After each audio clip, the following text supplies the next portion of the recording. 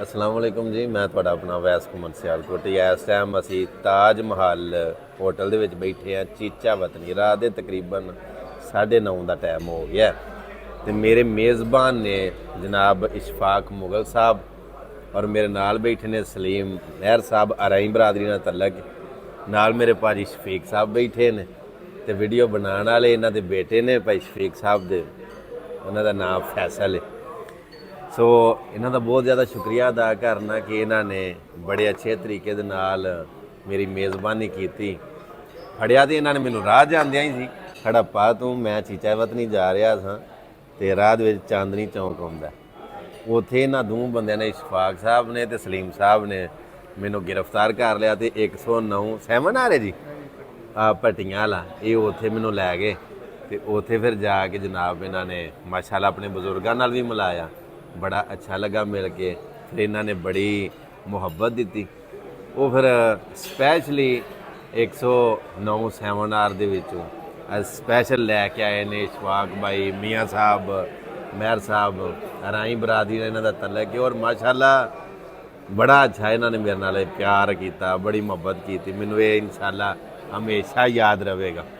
ਸੋ ਅੱਲਾਹ ਪਾਕ ਦੀ ਜ਼ਾਤ ਸਾਰਿਆਂ ਨੂੰ ਸਲਾਮ। ਹੁਣ ਇਹ ਜੀ ਜਿਹੜੇ ਖਲੋਤੇ ਨੇ ਇੱਧਰ, ਇਹ ਜੀ ਮੇਰੇ ਪਿਆਰ ਵਾਲੇ ਨੇ, ਮੁਹੱਬਤ ਕਰਨ ਵਾਲੇ ਨੇ। ਤੁਹਾਡਾ ਸ਼ੁਕਰੀਆ ਜਨਾਬ। ਇਹ ਵੇਖ ਕੇ ਤੇ ਮੈਨੂੰ ਕਹਿ ਰਹੇ ਸਨ ਕਿ ਵੈਸ ਭਾਈ ਅਸੀਂ ਤਾਜ ਮਹੱਲ ਚੀਚਾ ਵਤਨੀ ਅਸੀਂ ਹੋਟਲ ਦੇ ਵਿੱਚ ਡਿਊਟੀ ਕਰਨੇ ਆ, ਰੈਸਟੋਰੈਂਟ ਦੇ ਵਿੱਚ, ਤੇ ਅਸੀਂ ਤੁਹਾਨੂੰ ਸੁਣਦੇ ਰਹਿੰਦੇ ਹਾਂ। ਸੋ ਇਹਨਾਂ ਦੀ ਮੁਹੱਬਤ ਦਾ ਸ਼ੁਕਰੀਆ, ਕਿਉਂਕਿ ਮੈਂ ਇਹਨਾਂ ਦੀ ਵਜ੍ਹਾ ਤੋਂ ਕਾਇਮ ਹਾਂ।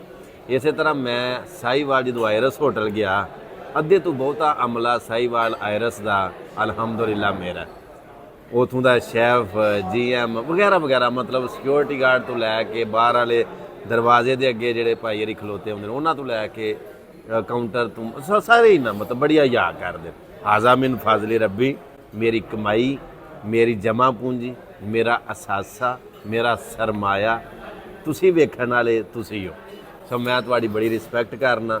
ਮਤ ਸਮਝਿਓ ਕਿ ਅਗਰ ਕਾਲ ਨਹੀਂ ਰਿਸੀਵ ਹੁੰਦੀ ਜਾਂ ਮੈਸੇਜ ਦਾ ਰਿਪਲਾਈ ਟਾਈਮ 'ਤੇ ਨਹੀਂ ਹੁੰਦਾ ਤੇ ਖੁਦਾ ਰਾ ਇਹ ਨਾ ਸਮਝਿਓ ਜੇ ਕਿ ਮੈਂ ਮਤਲਬ ਇਗਨੋਰ ਕਰਨਾ ਜਾਂ ਮੇਰੇ ਵਿੱਚ ਕੋਈ ਐਸੀ ਵੈਸੀ ਕੋਈ ਗੱਲ ਹੈ। ਬਲਕਿ ਤੁਸੀਂ ਮਿਲੇ ਹੋ, ਤੁਸੀਂ ਵੇਖੀ ਕੋਈ ਐਸੀ ਬਾਤ ਮੇਰੇ ਦੀ, ਮੈਂ ਜੋ ਵੀਡੀਓ 'ਚ ਹਾਂ ਅਲਹਮਦੁਲਿਲਾ ਮੈਂ ਹਕੀਕਤ ਦੇ ਵਿੱਚ ਵੀ ਉਹ ਹੀ ਹਾਂ।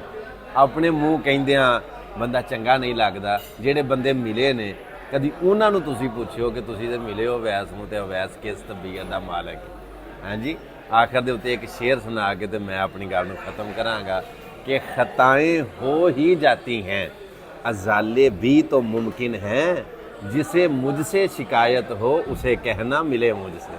ਇਹਦੇ ਨਾਲ ਮੈਨੂੰ ਇਜਾਜ਼ਤ ਦਿਓ, ਮਿਲਦੇ ਇੱਕ ਨਵੀਂ ਵੀਡੀਓ ਦੇ ਨਾਲ। ਅੱਲਾ ਸੁਣਨ ਦੇ ਵਾਲੇ। अस्सलाम वालेकुम रहमतुल्लाहि व बरकातहू।